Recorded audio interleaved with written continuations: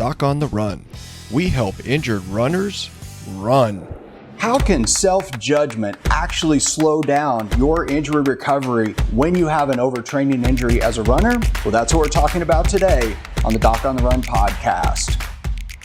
Now, when you get injured and stop running, you start to actually lose your identity. And one of the things that I notice most in runners who have been injured and they've gone a couple of weeks or a couple of months without running is they are really bummed out, they are really grumpy, and they don't even view themselves as a runner anymore because they're not running.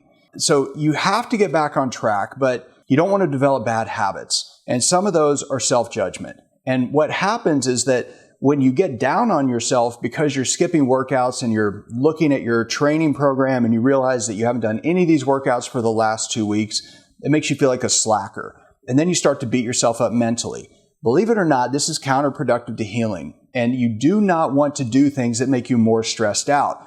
Negative self-talk will increase stress hormones and make you more stressed out. It's also not good for your own self-esteem. So no therapist is going to tell you that you should basically emotionally beat up on yourself because all therapists would know that that's terrible for you. So I am not a therapist. This is not mental health advice. I'm just telling you that if you are looking to get back to running, you need to start identifying yourself as a runner because you're going to run.